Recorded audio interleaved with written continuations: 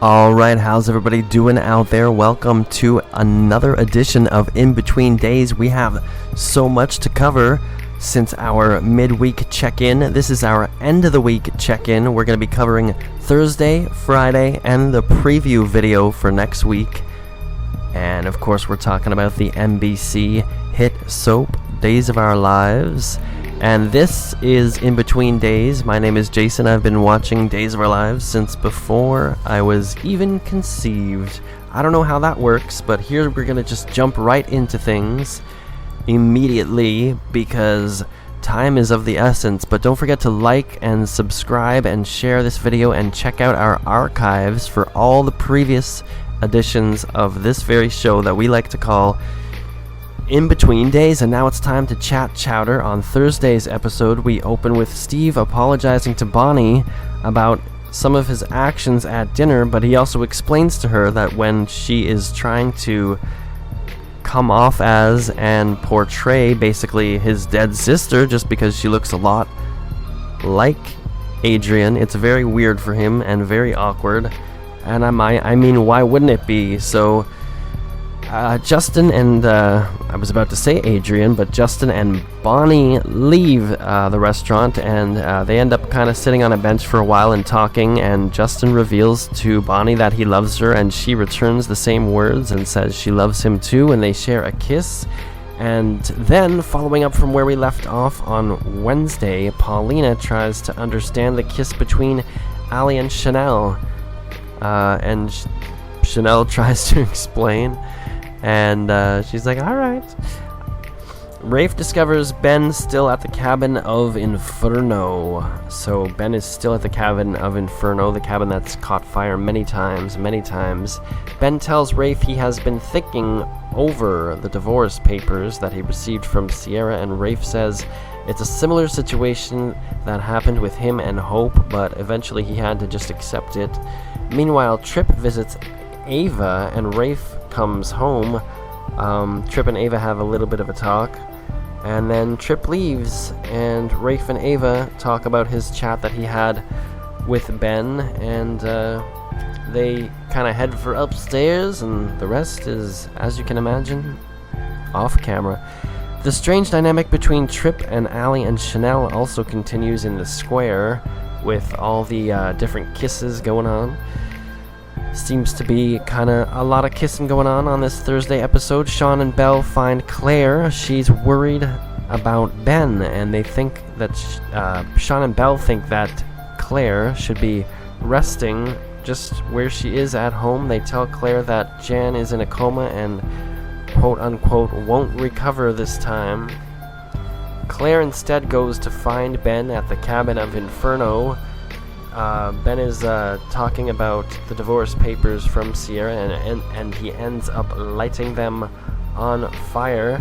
Sean and Belle share a kiss, another kiss on today's episode, and they're celebrating the fact that finally they no longer again have to deal with the evil and maniacal Jan Spears. We move on to Friday's episode.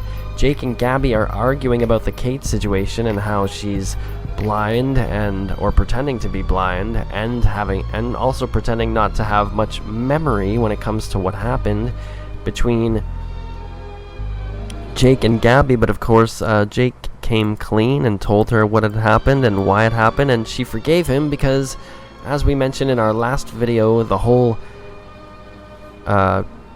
Kristen posing as Kate and breaking up with Jake, complicated situation. So now Kate is basically playing a game of chess and is maintaining that she has forgiven Jake and just wants things to go basically back to normal and have Jake's support as she hopefully recovers from her blindness and lack of remembering certain things. So we'll see how that all pans out. We know that some people know and some people don't, and it's all getting interesting.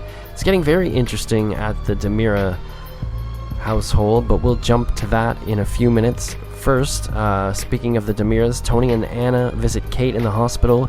Jake, after that, takes Kate home to the DeMira mansion. Gabby is there, and things get a little bit awkward there. because they don't know that Kate knows, and Kate's pretending that she's blind, but she's not really blind, and she can see it all. Sammy dreams about Lucas, but Sammy wakes up to EJ. EJ is upset that they haven't been together since he arrived. Sammy and EJ discuss why they are now staying in Salem rather than going back to Italy, and EJ basically decided for them that they're staying in Salem, and he questions why he would want to go back to Italy as opposed to being around all the people that she loves and her family, but it is a little bit more complicated than that. They do have Johnny back home and Sydney, and we do know that Johnny is going to be coming to Salem.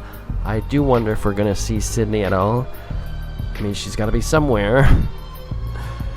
John and Marlena also talk about Sammy and EJ and their situation. EJ and Sammy tell John and Marlena that they are moving back into the very busy DiMera mansion. Lucas at the pub asks Roman if he can rent a room in the pub because he got kicked out of the DiMera mansion by Gabby. And of course, Gabby now is the one who owns DiMera mansion, despite all the people that live there right now.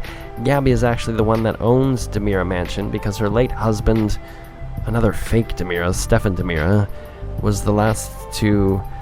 That's how she acquired that house, because Gabby is technically a DiMera, and now she is in that triangle with Jake DiMera, Stefan's long-lost twin brother. Stefan, of course, was long-lost himself. It gets very complicated, ladies and gentlemen. Where were we? Moving... Oh, yes. So, EJ and Sammy moving back into the busy DiMera mansion. Lucas at the pub got kicked out of the busy DiMera mansion, and he wants to rent the room above the pub. Roman also suspects that something more is going on with Lucas and Sammy, and of course he's right. EJ and Sammy meet Chad at the busy DiMera mansion, Chad DiMera.